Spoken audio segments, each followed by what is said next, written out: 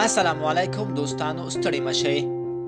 بیا هم د تل په څیر تاسو ته د یوې ښکلې ویډیو سره حاضر شوي یو. نن مو درته دا ویډیو چمتو کړې چې د افغانستان او آیرلند لوبې کله دي او څه وخت دي، په کومو نیټو دي، دا ټول در سره شریکوو. خو که تاسو زموږ چینل ته نوي راغلي یاست نو مهرباني وکړئ د ویډیو کتو نه مخکې زموږ چینل خامخا در سره سبسکرایب کړئ. افغان لوبډله له اوږده ځنډ وروسته 3 شلاوريزې لوبې پیلوي. د افغانستان کرکټ ملي لوبډله له آیرلند سره د 3 شلاوريزو لوبلړۍ په موخه هندوستان هیواد کې خپل تمرینات پیل کړي دي. یوازینی 3 شلاوريز کرکټ لوبو لپاره افغان لوبډله له مخه هندوستان هیواد ته تللې او خپل تمریناتو ته ادامه ورکړې ده.